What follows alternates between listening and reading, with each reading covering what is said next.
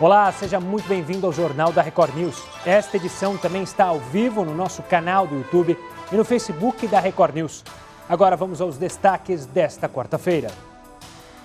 Brasil registra 449 mortes e mais de 6 mil novos casos de coronavírus em 24 horas. Com isso, o país já acumula 5.466 mortes e mais de 78 mil casos confirmados. 48% dos primeiros casos de coronavírus no Brasil aconteceram entre jovens. Dados se referem ao primeiro mês da doença no país. Bolsonaro diz que vai recorrer para ter Alexandre Ramagem à frente da Polícia Federal. Creio essa ser uma missão honrada para o senhor Ramagem. E eu gostaria de honrá-lo no dia de hoje, dando-lhe posse como diretor-geral da Polícia Federal. Eu tenho certeza que esse sonho meu, mais dele, brevemente se concretizará. Astrônomos divulgam o primeiro mapa super detalhado da Lua. O mapeamento da superfície pode servir de guia para futuras missões.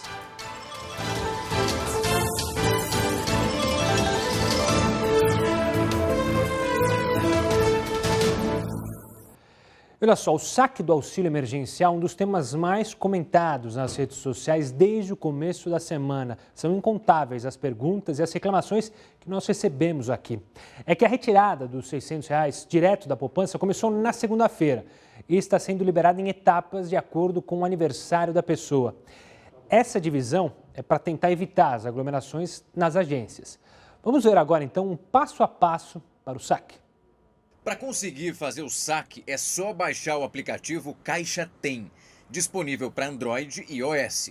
Esse app é diferente daquele usado para fazer a inscrição para receber o benefício. O primeiro passo é abrir o aplicativo, que precisa estar atualizado, e apertar a opção Entrar. O segundo é clicar em Saque sem cartão. Depois, em Gerar código para saque. Em seguida, é hora de gerar o código. Vale lembrar que ele tem uma validade de 2 horas. E a Caixa sugere que o número só seja gerado quando a pessoa estiver no caixa eletrônico, na lotérica ou então correspondente Caixa Aqui. Digita então a sua senha no aplicativo e clique no botão laranja. Pronto, esse código foi gerado. Para sacar no caixa eletrônico não precisa ter cartão.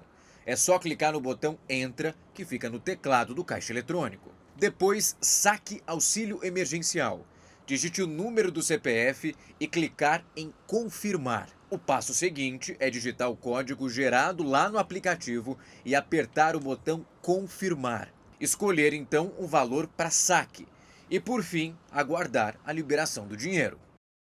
E você que participa do Jornal da Record News nas redes sociais, mande sua mensagem, caso você ainda esteja enfrentando problemas para conseguir o valor disponibilizado pelo governo. Agora a gente fala dos Estados Unidos, uma boa notícia. Um estudo divulgado lá nos Estados Unidos revela que o medicamento Remdesivir pode ter um efeito importante na recuperação de pacientes com coronavírus. O uso emergencial pode ser autorizado ainda hoje. Estudos preliminares mostraram que o uso de Remdesivir acelerou a recuperação de pacientes internados com o novo coronavírus. Há agora uma nova pesquisa foi feita com 400 pessoas internadas em estado grave. Segundo a farmacêutica norte-americana Gilead Sciences, os dados são positivos e mais da metade dos pacientes recebeu alta hospitalar no 14º dia de tratamento. O mesmo período levado, em média, para a recuperação de pacientes com sintomas mais leves. A notícia fez as bolsas americanas subirem nesta quarta-feira. A Organização Mundial da Saúde disse que ainda é muito cedo para comentar os resultados do estudo. Segundo a equipe técnica da OMS, ainda é preciso analisar as evidências de vários outros estudos sobre o Remdesivir para então determinar a eficácia no tratamento para a Covid-19. Outro estudo divulgado hoje mostra que pacientes tratados com a droga na China não apresentaram melhora mais rápida do que os que receberam placebo. Na Casa Branca, ao lado do presidente Donald Trump, o médico que lidera a força-tarefa no combate à pandemia, Anthony Fauci, explica que o Remdesivir bloqueia uma enzima usada pelo vírus para se replicar. Mas, segundo ele, muitas outras drogas podem ser usadas para a mesma função. Fauci diz que à medida que o estudo passar por revisão e mais detalhes forem descobertos, o tratamento deve ficar cada vez melhor. A gente fica, claro, na torcida e confiando nos cientistas, porque além dessa medicação, claro, há muitos estudos para as vacinas. Ainda falando no cenário internacional, o primeiro-ministro britânico Boris Johnson, você lembra dele, anunciou nesta quarta-feira o nascimento do filho. Mas ele se nega a dizer se esse é o único ou se tem mais filhos. Esse tipo de informação precisa ser divulgado para o público? Quem responde para a gente é o Heródoto Barbeiro, que já está aqui conosco e vai participar mais uma vez do JR News. Heródoto, uma boa noite para você. E aí, tem que divulgar ou não tem? Pois é, essa questão é uma questão curiosa, Gustavo. Queria dar só um pouquinho antes de falar do Boris Johnson, claro, aqui para o Brasil. Quando um político brasileiro ficava doente, a coisa mais sagrada, ele não contava para ninguém que ele ficava doente. Ninguém.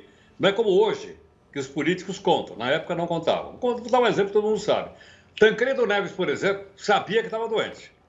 Sabia que estava com um problema grave e precisava fazer uma cirurgia no abdômen, na barriga dele.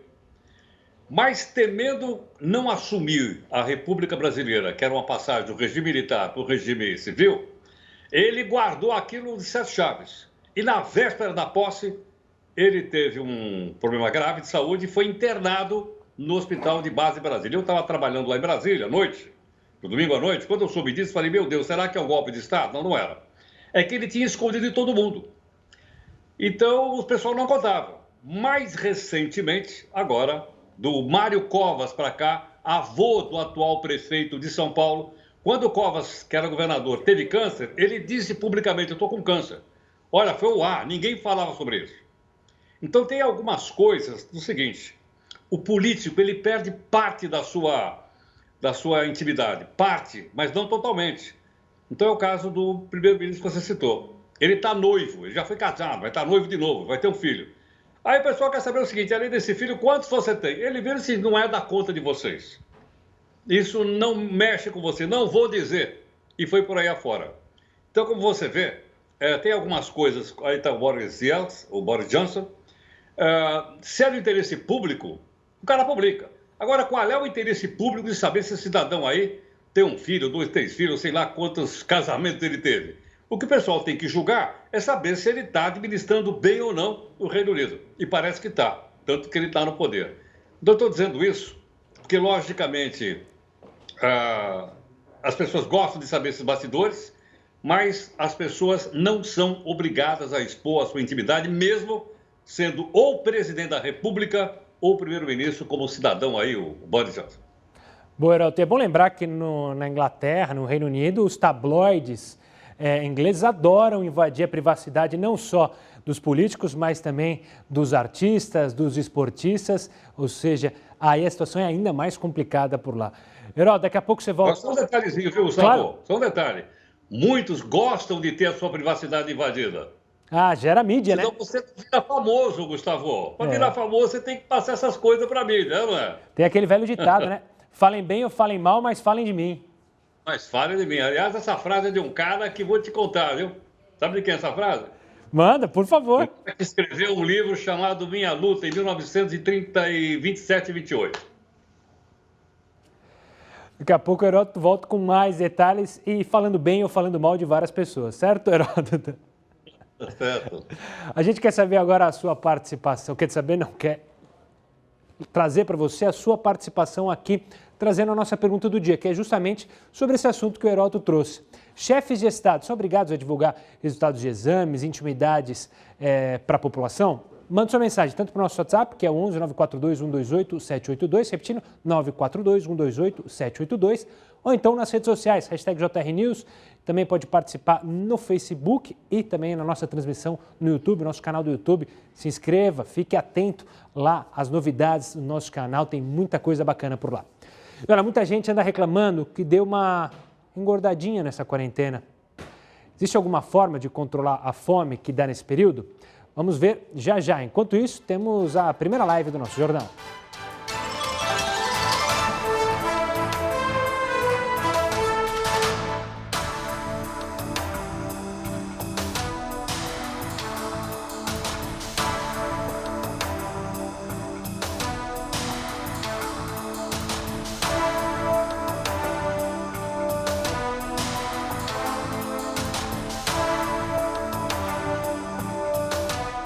Estamos aí com a nossa live. Hoje a sua opinião é sobre a questão que a gente comentou com o Heródoto sobre divulgar ou não exames, intimidades.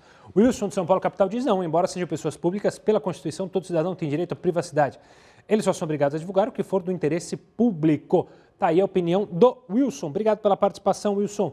Honório de Florianópolis diz, não, eles podem sim divulgar, mas não há necessidade, na opinião do Honório. Obrigado pela participação. O José de Campinas, aqui no estado de São Paulo, acredito que toda transparência é louvável. Demonstraria mais segurança nas atitudes que eles tomam. Essa é a opinião do José. Obrigado, José. Fábio de Curitiba, acredito que sim. Isso é do interesse dos eleitores, ainda mais quando se trata de algo contagioso como o coronavírus. Obrigado pela participação. Leonel, de Novo Hamburgo. Não, ninguém é obrigado a divulgar nada sobre sua vida particular, mesmo que exerça cargos públicos. Esta é a opinião do Leonel, que é lá do Rio Grande do Sul. Valeu, Leonel. A gente sobe no mapa brasileiro, vai lá para Pernambuco com o Demetrios, que diz sim, principalmente quando o país atravessa uma pandemia. Tá aí a opinião do Demetrios. Quem participa agora é o Antônio, de Natal, no Rio Grande do Norte. Acho que não. Os chefes de governo devem ter um mínimo de privacidade, assim como qualquer outro cidadão. Tá certo, obrigado pela participação. Você pode continuar mandando mensagem, o 942-128-782 está aberto para você participar. Eu vou dar uma olhada aqui no Facebook também, dando uma boa noite pro Léo Melo, que dá uma boa noite a todo mundo que está aqui assistindo a gente. Vamos às informações confiáveis. O Marcos também dando uma boa noite lá de Cumbuco, trazendo boa notícia. Ontem ele tinha falado que tinha tido caso confirmado em Cumbuco, lá no Ceará, a cidade dele. Mas felizmente foi alarme falso, não foi confirmado. Que bom, valeu, Marcos, mas siga se cuidando. Ivânio Mena diz, achei legal as orientações sobre auxílio emergencial, é uma preocupação de muita gente, afinal, tem gente que está sem renda e precisa desse dinheiro. A gente falou aqui já outras vezes que está acontecendo uma coisa desesperadora para mães solteiras.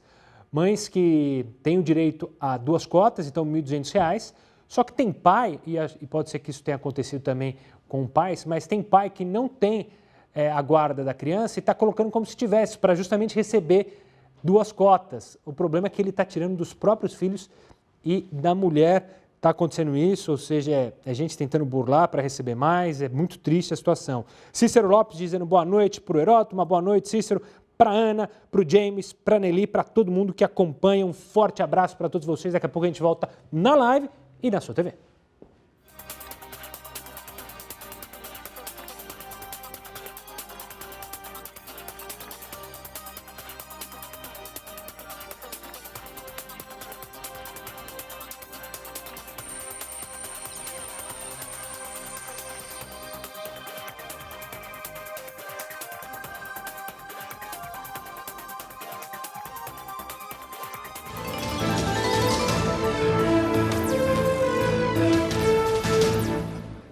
O Jornal da Record News está de volta para informar que o Tribunal Superior Eleitoral lançou uma campanha para convocar eleitores a regularizarem os títulos para as eleições deste ano. Tudo de forma eletrônica, você não precisa ir até um cartório. 6 de maio é o último dia para o eleitor resolver as pendências e ficar apto para votar nas eleições municipais em outubro. Esse prazo vale para quem já tem o título e para jovens acima de 16 anos que vão votar pela primeira vez e querem solicitar o documento. No site também podem ser feitas mudanças de município e alterações de dados pessoais e do local de votação.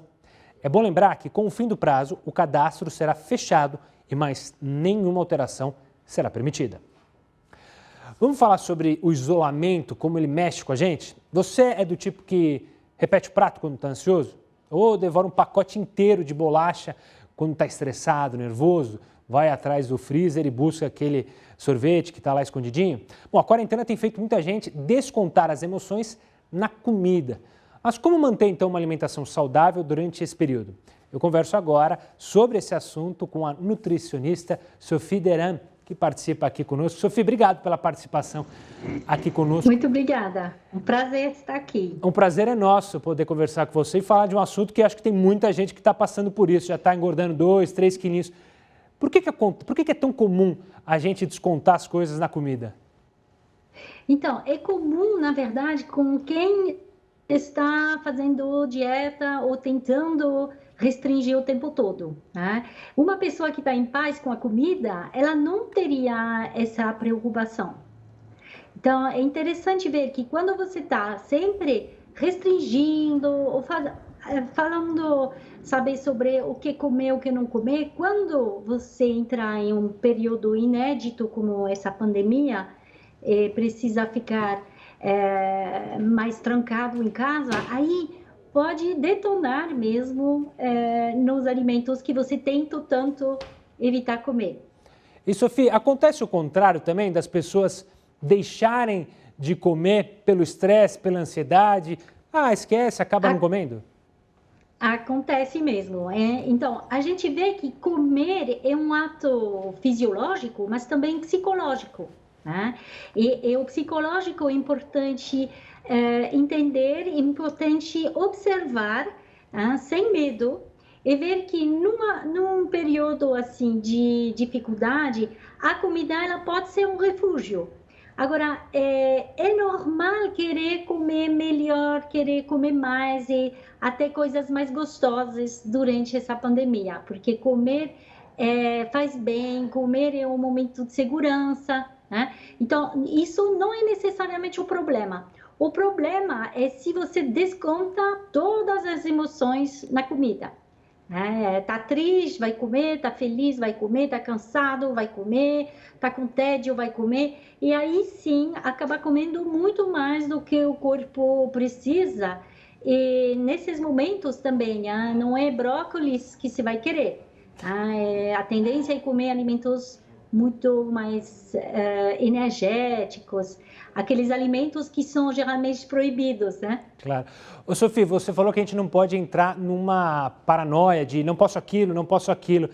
Mas então qual que é a dica para justamente esse nosso momento de ansiedade lá no alto, de estresse alto e conseguir controlar a comida?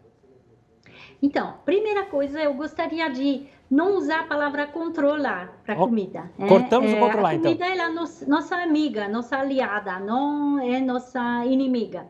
Então, dentro desse momento, eu acho que é um momento muito legal de fazer as pazes e se reconectar com si mesmo. Então, respeitar a fome, respeitar a saciedade, tentar cozinhar mais. A gente está fazendo um esforço enorme, todos nós da saúde, para fazer as pessoas aproveitarem para cozinhar mais. Então, eu tenho 3 dicas para esse momento de pandemia. Não fazer dieta restritiva, porque não é o momento de restringir a alimentação e de tomar o risco de diminuir a sua imunidade. Então, pelo contrário, é um momento de comer melhor, não menos. Então, dentro do comer melhor tem, comer alimentos mais frescos, caseiros, cozinhar. Então, essas 3 dicas são essas. Não faça dieta, coma mais alimentos frescos e caseiros e cozinha. Sofia, você falou de cozinhar e eu queria ainda continuar nesse assunto. A pessoa que cozinha a própria comida, ela cria uma ligação que é justamente essa que você está propondo com a comida, não de controle, mas sim de uma amizade com a comida, com aquilo que vai te saciar, vai te fazer bem. Então, cozinhar é um grande segredo para a gente fazer as pazes com o alimento? Cozinhar é um grande segredo para ganhar saúde. A gente vê que a melhor proteção contra excesso de peso, obesidade, diabetes é comprovado, e cozinhar e comer comida caseira. Então, quando você cozinha, não somente isso te deixa mais tranquilo, porque também você sabe que você vai comer, então você está já com uma fome, vamos dizer, mais tranquila, mas também o fato de cozinhar, você melhora a sua alimentação, você vai incluir automaticamente mais legumes, mais frutas, você vai comer mais devagar, tem muitas associações a cozinhar. Agora, se você não gosta de cozinhar, tem outras opções. Primeiro, ver se não tem alguém na casa que gosta de cozinhar, isso acontece, às vezes é outra pessoa que vai cozinhar por você, ou também buscar alimentos que vêm de uma fonte, de um restaurante que está usando alimentos frescos caseiros. Então, o interessante inclui mais alimentos frescos e caseiros e menos industrializados. Tá certo. Sophie, um prazer conversar com você. Obrigado pelas dicas. Eu anotei, o pessoal de casa espero que tenha anotado para justamente aproveitar desse momento para fazer as pazes com o alimento. Um forte abraço, Sophie. Anotou aí? Caso você tenha perdido as dicas da Sophie, você pode acompanhar o nosso jornal também no YouTube. Daqui a pouco a gente sobe a entrevista. A gente está ao vivo neste momento também pela internet. Vá até o nosso canal youtube.com/Record News. Faça a inscrição, a gente está próximo a 1 milhão de inscritos. Assine, ative as notificações para você ficar sabendo sempre que tem coisa bacana e coisa nova lá na nossa página. E olha, termina no próximo sábado o prazo para os alunos pedirem a isenção da taxa de inscrição do Enem 2020. Isso porque a Justiça decidiu manter o cronograma do exame mesmo diante da pandemia. Com isso, as provas presenciais serão nos dias 11 e 18 de outubro e as digitais permanecem previstas para 22 e 29 de novembro. Uma boa sorte a todos os estudantes. O presidente Jair Bolsonaro editou um decreto que amplia a lista de serviços essenciais que podem funcionar durante a pandemia. O documento foi publicado no Diário Oficial da União desta quarta-feira. Entre os principais pontos liberados estão comércio, serviços como alimentação, atendimento bancário, reparo e mecânica automotiva, transporte, armazenamento de cargas e serviços de radiodifusão de sons e imagens. Por causa desse decreto, vários funcionários devem voltar a trabalhar presencialmente nos próximos dias. Mas a gente vai continuar falando com isso com o Heródoto Barbeiro. Afinal, quem decide o que pode ou não funcionar na quarentena? Heródoto, explica pra gente. Olha, Gustavo, a coisa fica meio confusa mesmo para a gente poder entender. Aliás, os governantes dão uma contribuição imensa para que a coisa fique confusa e as pessoas não sabem se pode ou não. Por exemplo, eu tenho olhado aqui a cidade de São Paulo. Hoje eu nunca vi o trânsito tão intenso na cidade como hoje. Não sei se você reparou. Sim. Mas, por exemplo, o aeroporto hoje estava lotado de carro. Parecia um dia normal. Mas não está na quarentena? Tá. Então a gente percebe o seguinte, as pessoas ficam meio perdidas, não sabem a quem obedecer. Então é bom lembrar o seguinte, o presidente baixou o decreto. Só que o país, ele não é um país absolutista, ele é uma república federativa. Aí os governadores estão aí. Portanto, o poder central, ele manda, mas os governadores têm autonomia. Então, cada governador de estado, está aí do Rio de Janeiro, a gente já viu aí de outros estados, eles têm atuação nos seus respectivos estados. Ou prefeito, como é o caso que a gente está mostrando aí agora, o prefeito de São Paulo. Então, e aí do Rio de Janeiro. Dependendo, portanto, da atividade, é o prefeito que estabelece. Outras atividades é o governador, outras ainda é o presidente da República. Então é por isso que a coisa fica um pouco difícil de a gente entender e até a gente saber se a gente está respeitando a lei ou está desrespeitando. Quem é que manda, por exemplo, um bar ficar fechado? É o prefeito. Quem é que acerta sobre uma estrada que sai de uma cidade para outra? É o governador. Mas se for uma estrada federal... se for uma estrada federal, é um cidadão aí, ó. É o senhor Jair Bolsonaro. Então, ao invés desse pessoal se entender, para que a gente possa ter, assim, alguma coisa mais plana, mais fácil, mais simples, na verdade, eles brigam e cada um fala uma coisa e a gente fica confuso. Tanto que a gente, inclusive, já contou aí no jornal, os shoppings estão fechados em alguns estados e estão abertos em outros. Por quê? Porque ele está sob a responsabilidade do governador do estado, que assim entende em abrir ou fechar. Valeu, Heródoto. Daqui a pouco ele volta e participa mais do Jornal da Record News. Agora a gente fala de um estudo internacional que aponta que 48% dos casos de coronavírus que aconteceram no primeiro mês da doença aqui no Brasil foram entre pessoas de 20 a 39 anos. O primeiro caso de coronavírus no país foi notificado em 25 de fevereiro. Até 25 de março foram registrados quase 1.500 casos. Desses, 10% dos infectados precisaram de hospitalização. 15% foram submetidos à ventilação mecânica e 4 pessoas morreram. Segundo os pesquisadores, os dados mostram que os primeiros casos ocorreram na classe média e alta, que tem recursos para viagens internacionais e acesso aos testes, o que facilitou a identificação dos casos, o isolamento social e, consequentemente, a recuperação. Olha, no Amazonas a situação segue preocupante, o número de mortes e casos confirmados segue crescendo. O repórter Marcos Lima tem mais sobre as atualizações. Marcos, quantos foram os registrados, quantos casos foram registrados nas últimas 24 horas?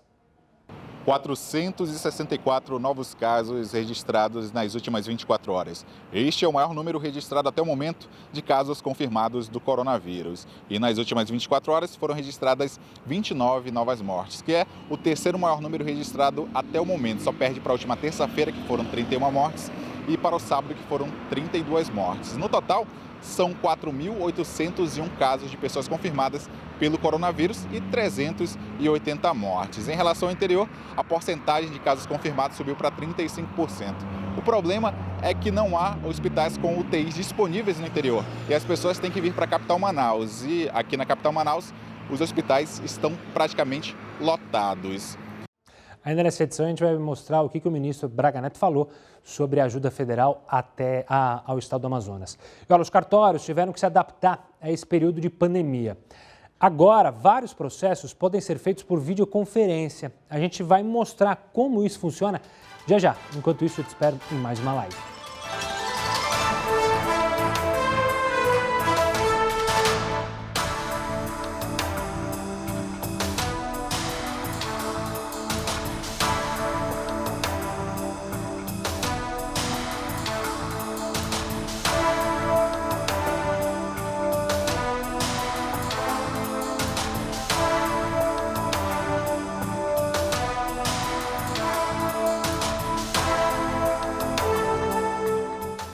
Estamos de volta com a sua participação aqui na nossa live. Já vamos correr direto para o WhatsApp, que aí a gente consegue passar no WhatsApp, no Face e no Twitter. A Nívia de Salvador diz: não são obrigados, desde que isso não coloque a saúde da população em risco. Essa é a opinião da Nívia, lá de Salvador, soteropolitana. Vamos para a próxima.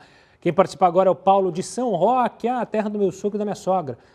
Eles moram lá também. No caso de uma pandemia, eles têm obrigação, sim. Essa é a opinião do Paulo. Obrigado pela participação. Edmilson, que é de São Vicente, litoral paulista, não, na minha opinião, exames de saúde são de cunho pessoal e não há necessidade de exposição. Obrigado, Edmilson. Tatiana, de Floripa, diz: tratando-se de coronavírus, sim, pelo momento em que estamos vivendo, mas outros exames de saúde, não. Pelo menos a opinião da Tatiana. Valeu, Tatiana, obrigado. Carlos, de Manaus, sim, principalmente quando eles se expõem ao público e colocam em risco a vida das pessoas. Opinião do Carlos. Valeu, Carlos, obrigado pela participação. O Edu, de São Paulo capital: nenhum cidadão brasileiro é obrigado a divulgar nada que diga respeito à sua vida pessoal, e isso vale para qualquer chefe de Estado. Valeu, Eduardo. A Estela, de São Paulo, também diz: sim, eles representam a população e não devem esconder nada. Ou seja, tem uma bela divisão, pelo menos no WhatsApp. No Twitter, eu vou falar aqui com o Aramis Dias Pereira, colocou a hashtag JRNews. Quando for participar com a gente no Twitter, coloca a hashtag JRNews, que aí é fácil da gente achar. Ele diz: não acho que as autoridades sejam obrigadas a fornecer. O Vilmar também compartilhou a hashtag JRNews e colocou a melhor explicação do auxílio emergencial no hashtag JRNews. Valeu, Vilmar, um forte abraço para você. Agora eu corro no meu Facebook para ver o que vocês estão falando lá no Facebook. A participação aqui da Ju Silva Garcia, ela falando do auxílio emergencial. Auxílio emergencial, a PP não abre, fica no cronômetro e quando está quase completando aparece a seguinte frase: estamos com muitos acessos neste momento, tente mais tarde.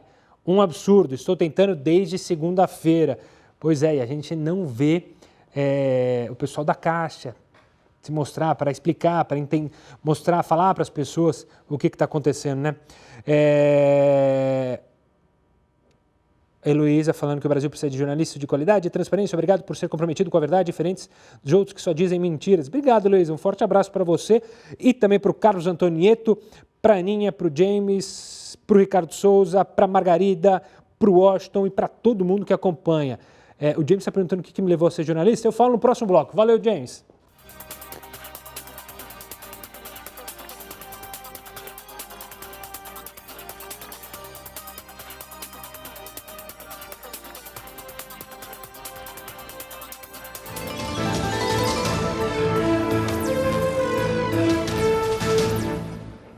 E o presidente Jair Bolsonaro disse nesta quarta-feira que vai recorrer da decisão do ministro Alexandre de Moraes, o Supremo, sobre a nomeação de Alexandre Ramagem para o cargo de diretor-geral da Polícia Federal. A fala do presidente contraria a da Advocacia Geral da União, que informou durante a manhã que não iria recorrer. Assim, a nomeação dele estaria descartada em definitivo e o governo iria procurar outra pessoa para o cargo. No entanto, Bolsonaro afirmou que recorrer é um dever do órgão. Se o presidente realmente fizer o prometido, o caso será analisado, então, pelo Pleno do Supremo Tribunal Federal, ou seja, pelos 11 ministros do STF. E ainda na área política, deputados do PSB protocolaram nessa tarde mais um pedido de impeachment do presidente Jair Bolsonaro. O documento lista 11 crimes de responsabilidade que teriam sido cometidos por Bolsonaro. O pedido é assinado por 16 deputados do partido. Durante a pandemia surgiram vários mitos sobre o coronavírus. Além de não ajudarem em nada no combate à doença, essas ideias aumentam a desinformação. Para não cair nessa, você vai ver quais são os mitos na reportagem. Doenças transmitidas por mosquitos já geravam muitas preocupações e eram alvos de campanhas do governo. Com a chegada do coronavírus, surgiu a dúvida se a doença poderia ser transmitida por meio de picadas de insetos. É importante deixar claro que isso não é possível. A Covid-19 tem transmissão respiratória, ou seja, acontece quando alguém com o vírus tosse ou espirra perto de você. Por isso, é necessário evitar contato próximo com pessoas infectadas. Surgiram também algumas dicas sobre como detectar a doença sem fazer o exame. Uma delas é prender a respiração por mais de 10 segundos e observar se sente algum tipo de desconforto. Os apoiadores do mito dizem que se você não ficar desconfortável durante a experiência, é porque não há presença do vírus. Mas a ideia não tem base científica, já que os principais sintomas da doença são tosse seca e febre alta. Outras pessoas sugerem até dicas de alimentos como alho. Apesar do alimento ser saudável, nada comprova que tem alguma relação com o combate à doença. Isso também vale para o suco de limão.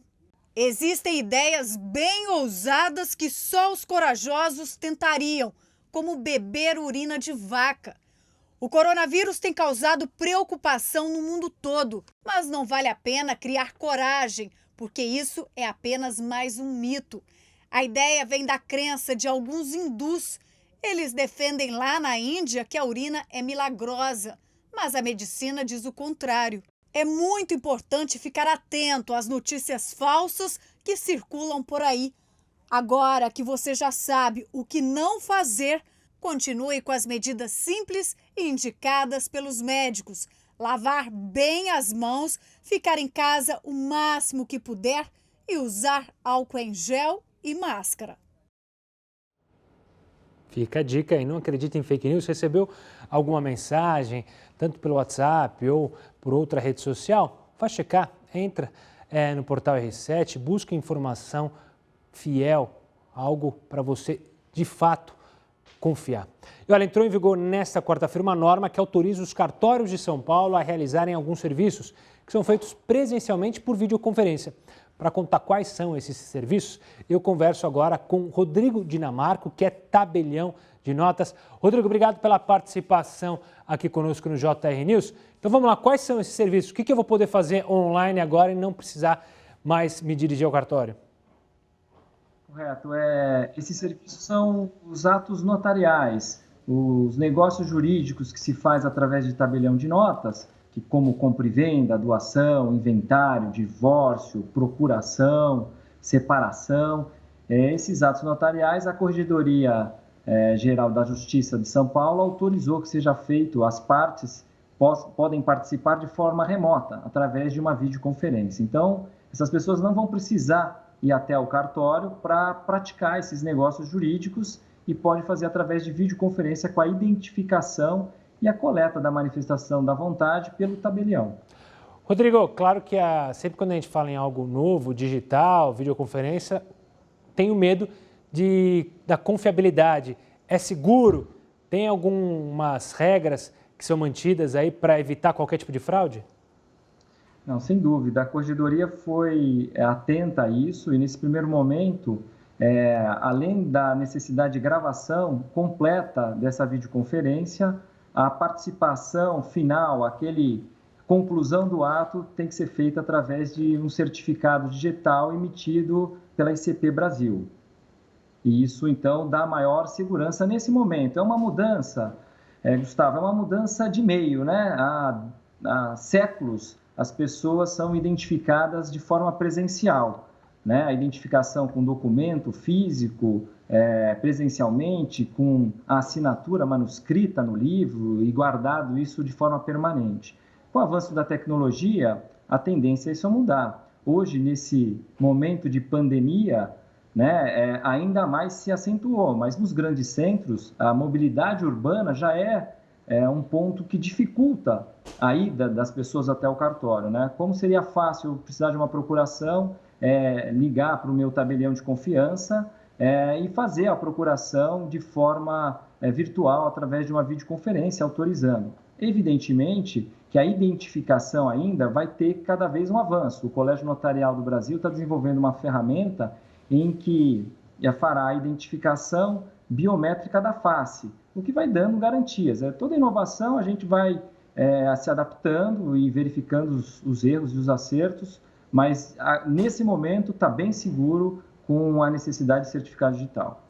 Rodrigo, essa medida é uma medida somente para este momento de pandemia ou ela já abre um caminho que não tem mais volta, ou seja, a gente usar essa tecnologia também nessas áreas?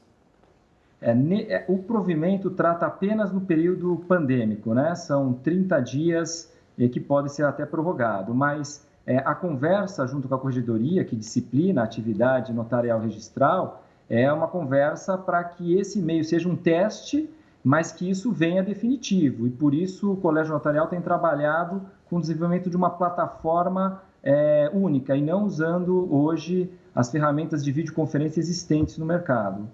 Rodrigo, como é que o pessoal em casa que vai precisar desse serviço pode solicitar a videoconferência? Então, vai precisar primeiro entrar em contato com qualquer tabelião de notas, né? Feito esse contato, já começa o assessoramento do tabelião, de entender a vontade dele, do que ele vai praticar, se é uma procuração com poderes para banco, para venda de um imóvel. Toda essa orientação já começa a ser dada, né? E depois, a elaboração do ato notarial já é impressa no livro físico, não temos um livro eletrônico, o livro é físico ainda, só não vai ter mais a assinatura. Então, toda essa leitura de ata, orientação, será feita através da videoconferência. A identificação da parte, nós vamos utilizar os documentos que já estão arquivados no cartório, né? Quer dizer, quem tem já um cartão de assinatura deixada no cartório, será utilizado esse documento arquivado para a identificação da parte. E aí a celebração final do ato se encerra mesmo com a assinatura com um certificado digital no próprio livro. O livro é digitalizado em PDF e através de um PDF-A, assinatura por certificado digital, conclui o ato e esse ato que já está materializado é encerrado e é emitido uma certidão eletrônica. Rodrigo, para finalizar nossa conversa, teve alteração de preços? Ficou mais caro, ficou mais barato por causa dessa tecnologia?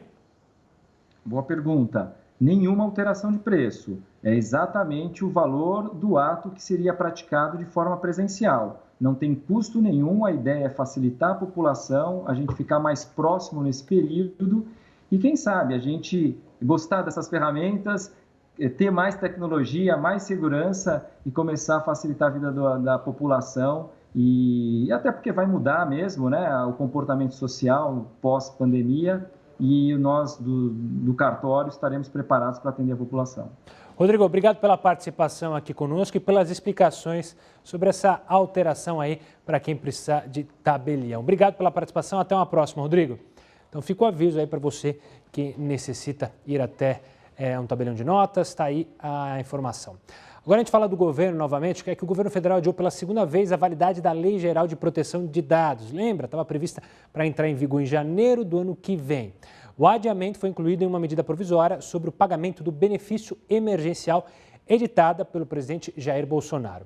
A lei define as regras sobre o uso de dados digitais no Brasil, tanto de empresas públicas quanto privadas, e havia sido sancionada ainda no governo de Michel Temer. E olha, a dívida pública federal caiu 1,55% entre os meses de fevereiro e março, assim, um pouquinho antes da pandemia, chegando a 4 trilhões e 214 bilhões de reais. A informação foi divulgada pelo Tesouro Nacional hoje. Esse valor inclui os endividamentos interno e externo do governo.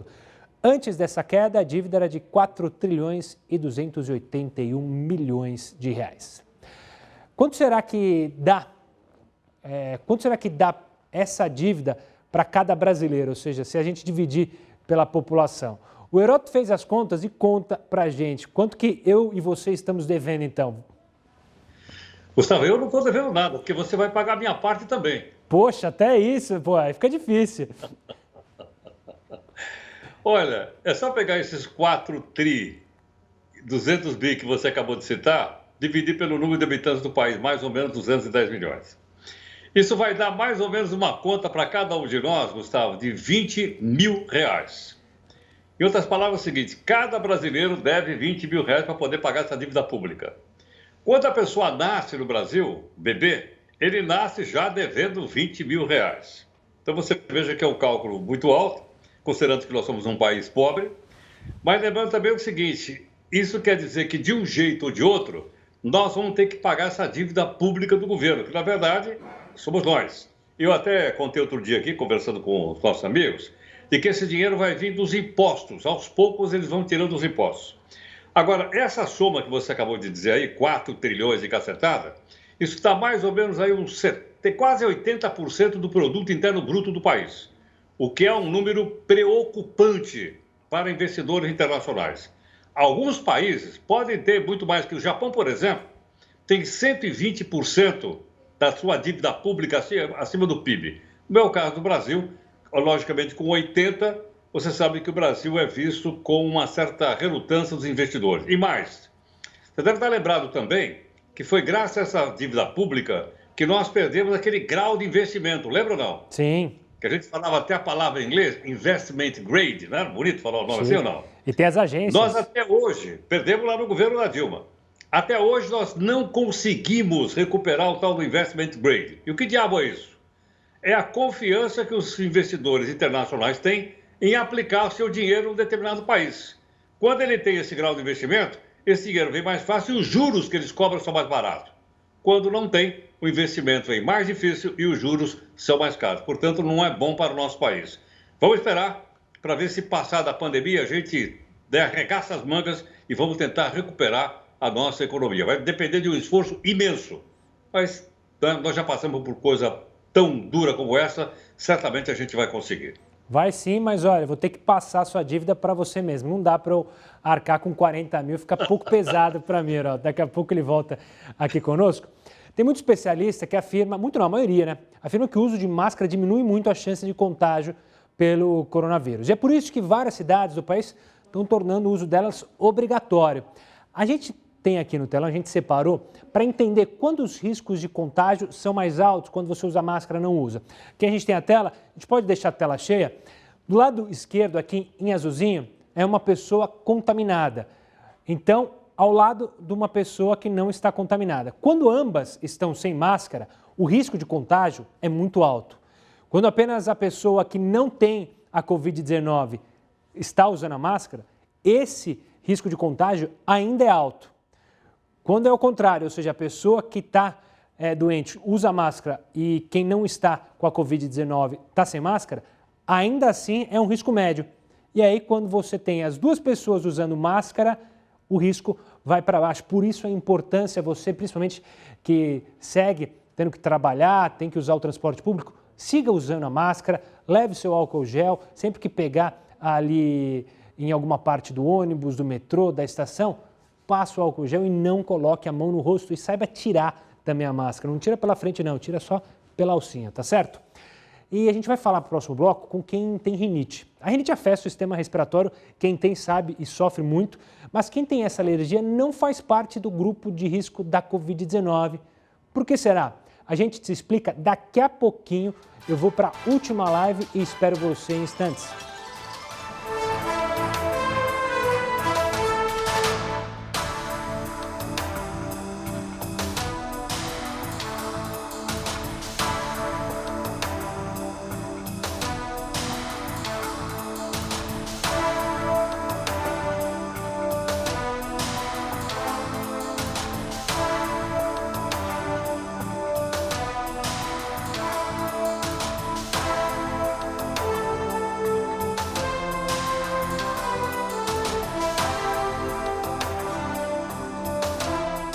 Estamos no ar com a nossa última live, né? É a última live do dia. Então vamos já direto para a tela. Fausto de Ribeirão Preto. Ele diz o seguinte: em hipótese alguma, isso é algo pessoal e não de Estado, que a gente está falando sobre o fato de ter como é que fala? Os exames divulgados. Faltou aqui, estou com a cabeça voada hoje. Obrigado, Fausto. Forte abraço. Álvaro de Vila Velha, Espírito Santo? Não. Devem divulgar apenas o que é de interesse público e não pessoal. É o famoso, na faculdade de jornalismo, você aprende o interesse público e o interesse do público, que é aquilo que as pessoas querem saber, mas que não tem necessidade nenhuma, né? Então é a diferença entre interesse público para interesse do público. Jaques de Blumenau são obrigados a divulgar os exames, sim, ainda mais nessa época de pandemia. Eles frequentam muitas coletivas e ambientes lotados. Obrigado, Jaques. Maria de São Paulo, capital, não são obrigados, mas deveriam mostrar. Assim passarão mais confiança para a população. Obrigado pela participação. Túlio de Fortaleza, Túlio com Y. Ele diz, de jeito nenhum, a privacidade é um direito assegurado a todos. Obrigado pela participação, querido. José de Blumenau, não acho necessário que sejam divulgados os exames dos chefes de Estado, na opinião dele, a não ser que estejam muito mal, como foi o caso do Tancredo Neves, citado pelo Heródoto Barbeiro na nossa conversa inicial. Obrigado pela participação também. Agora a gente vai para a participação do Zé de Itabi. Ele diz, na minha opinião, sim, a população tem o direito de saber como anda a saúde da população e dos seus governantes. Está aí a participação. Eu tenho um minutinho, então, eu dou um alô para a Aninha Miranda. Esses políticos ficam em uma guerra de braços para saber quem manda mais. Enquanto isso, a população fica sem saber o que vai fazer, ou se vai, se fica, se vai. Misericórdia, ela ainda manda um emoji af. Boa. Obrigado, Aninha. Deixa eu ver aqui o Otoniel, falando dos gestores públicos e parlamentares que estão a serviço da população, devem sim prestar contas de tudo com base no princípio da publicidade e transparência. Ele citando a nossa pergunta de hoje. O James elogiando. 30 segundos? Meu Deus. James, ele perguntou porque era jornalista, né?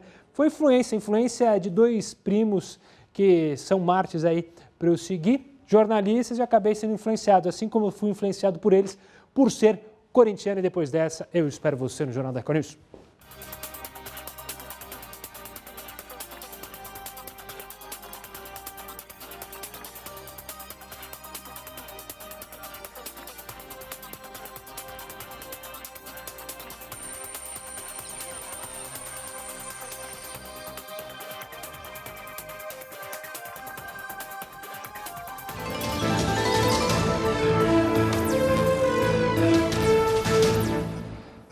Olha, a gente já falou bastante aqui no jornal sobre alguns grupos de risco, né? Diabéticos, o pessoal que está acima de 60 anos, pressão alta. Hoje a gente vai tirar mais uma dúvida sobre esse tema. Pessoas que têm rinite fazem parte do grupo de risco? Quem vai explicar não sou eu, obviamente. A gente chama uma especialista, que é a Maria Cândida Riso, coordenadora do Departamento Científico de Rinite da Associação Brasileira de Alergia e Imunologia. Doutora, obrigado pela participação aqui conosco.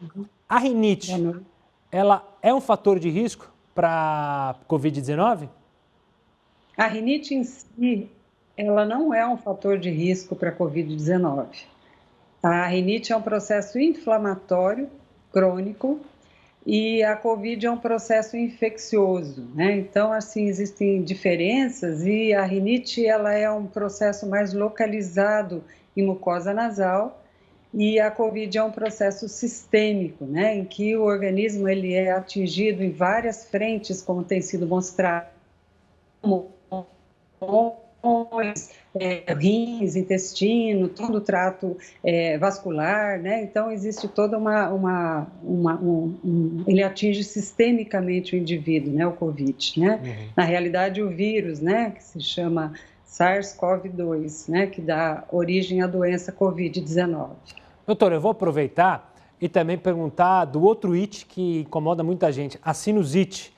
A sinusite, tem muita gente até que confunde rinite com sinusite, né? Ela também segue na mesma linha da rinite, ou seja, não é uma preocupação quem tem muita sinusite para a Covid-19? A sinusite, ela normalmente é um processo agudo, a sinusite aguda, né? Ou um processo crônico, ela pode ser uma sinusopatia que pode acompanhar o quadro de rinite. O que é muito importante deixar claro é que todas as pessoas que tenham doenças crônicas, elas devem ser bem controladas nesse momento, tá? Então, se nós estamos diante de uma pandemia com algum agente infeccioso, a gente tem que controlar muito bem qualquer processo crônico que o organismo. Então, pegando aí de gancho as doenças alérgicas, no caso, a rinite, a asma, as dermatites, tudo tem que ser muito bem controlado para que não seja um fator a mais de agressão no organismo, né? Mas a rinite em si, que é a sua pergunta de base, ela não é fator de risco para a Covid-19. Doutora, infelizmente, claro, quando a gente tem falado muito sobre a Covid-19, sobre esse novo coronavírus, se falou muito sobre como a pessoa se sente por causa da doença, caso esteja com a doença. Agora é uma época que muita gente tem problema com rinite e alguns dos sintomas são parecidos, né? Tem gente que fala que perde paladar quando está com rinite e também há pessoas que disseram que perderam o paladar quando tiveram a doença. Tem como diferenciar para as pessoas não se preocuparem, perceberem, olha, a rinite não é a Covid-19. Tem gente até que sofre retaliações em alguns locais, porque tem que falar, gente, eu tenho rinite, não é Covid-19. Quem tem rinite, como eu falei no início, ela é um processo crônico. Então, normalmente a pessoa ela já tem um autoconhecimento no sentido de que ela tem espios em salva, que ela pode ter coriza, que ela pode ter obstrução nasal. Só que esses sintomas, eles são sintomas mais crônicos, né? E às vezes, quando a pessoa se expõe a algum alérgeno, ela pode ter uma exacerbação, obviamente, mas sem nenhum sintoma sistêmico associado, ou seja, ela não vai ter dor no corpo, ela não vai ter febre, ela não vai ter nenhum outro sintoma associado, isso é muito importante deixar claro, né? E a pessoa, normalmente, ela conhece os seus próprios sintomas, né? Então, e é importante nessa fase que as pessoas procurem o seu tratamento, procurem o seu médico para que ele possa manter esse paciente sob controle. Rinite, qualquer outra manifestação de trato respiratório crônico, né? Então, nós estamos falando de rinite, mas isso também vale para asma, uma DPOC, ou seja, uma doença pulmonar obstrutiva crônica, processos crônicos de uma forma geral e graves, a gente tem que manter sob controle. E doutora, aproveitando o ensejo, você falou sobre manter o contato com o seu médico, é importante salientar, nesses casos, uma consulta com o seu médico, da maneira que a gente está fazendo aqui, ó, via teleconferência, é possível, pode ser analisado, o médico pode ter contato com o paciente e prescrever, caso haja necessidade de um novo medicamento? Sim, nesse momento de pandemia, tudo isso é muito importante, quer dizer, o Conselho de Medicina, ele liberou a telemedicina justamente para que nós possamos orientar os pacientes de uma melhor forma, né?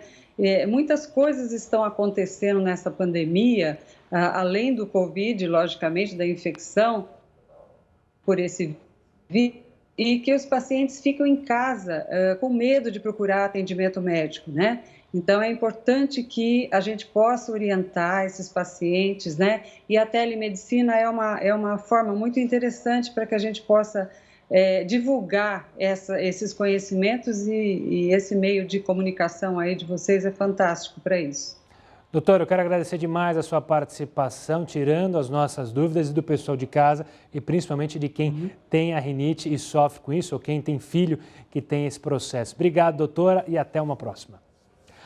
Bom, falando de economia, nessa tarde o ministro da Economia, Paulo Guedes, e o ministro-chefe da Casa Civil, General Braga Neto, concederam entrevista coletiva para explicar quais são os planos do governo para a retomada da economia após a pandemia.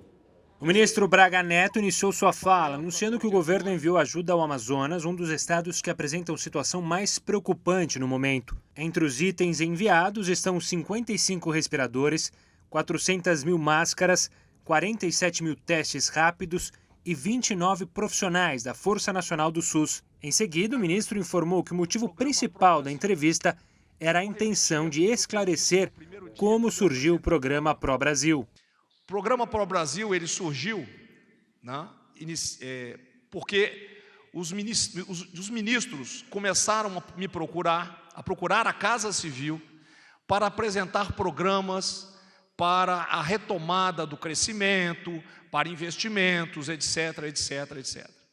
Quando chegou no terceiro ministro, eu chamei o meu pessoal, reunimos diversos secretários executivos e nós começamos a trabalhar em um projeto, um programa, o que vocês quiserem chamar, para que nós integrássemos isso aí, coordenássemos isso aí. Ele reforçou que não há mal-entendido entre ele e o ministro Paulo Guedes e que a intenção do projeto era não sobrecarregar o Ministério da Economia. Na realidade, o programa foi feito porque exatamente para, nessa coordenação, evitasse que ministérios separadamente fossem no Ministério da Economia e começassem cada um a brigar pelo seu pedaço. Por sua vez, o ministro Paulo Guedes reforçou a fala de seu colega e indicou que o projeto Pró-Brasil será um esforço conjunto de todos os ministérios dentro dos moldes do programa de governo do presidente Jair Bolsonaro. Mas eu queria deixar muito claro, primeiro, esse ponto, de que nosso relacionamento é o melhor possível. Segundo ponto que eu faria, que também foi mencionado pelo chefe da Casa Civil, é exatamente a integração que ele faz tem uma moldura. E essa moldura é o programa que elegeu o presidente Jair Bolsonaro. O ministro Guedes explicou também por que acertou com o presidente do Senado, Davi Alcolumbre, que os estados e municípios terão que congelar aumentos de salários dos servidores públicos para poderem receber o auxílio do governo federal. E aí nós pedimos, então, ao presidente Davi Alcolumbre que nos ajudasse a formular um projeto que, ao mesmo tempo, atendesse à saúde. Nenhum brasileiro pode ficar para trás, não podem faltar recursos para a saúde, mas que, ao mesmo tempo, não destruísse o futuro do país. Não havendo esse aumento, nós não teremos uma despesa adicional de 130 bilhões em todos os níveis, federal, estadual e municipal. Ele finalizou explicando que essa contrapartida não vai atingir os servidores da saúde. Os profissionais que estão na linha de combate, como os médicos, enfermeiros, pessoal de saúde, policiais, a turma que está na linha de combate, é uma exceção. Durante o período da pandemia, eles estão lá. Se o governo precisar reforçar, contratar mais enfermeiro, dar aumento de salário, ele pode fazer isso, mas não o resto. E antes da gente finalizar o Jornal da Record News, a gente fala dos astrônomos que divulgaram o primeiro mapa super detalhado da superfície da Lua. Você deve estar se perguntando, mas o que isso importa? É que o chamado Mapa Geológico Unificado da Lua foi feito a partir da combinação de dados coletados nas missões de pesquisas recentes. De acordo com o geólogo que liderou o estudo, esse é um projeto de décadas que traz informações vitais para novos estudos científicos e futuras missões até a Lua. O Jornal da Record News fica por aqui. Agora você acompanha mais uma edição do Jornal da Record. Uma boa noite e até amanhã.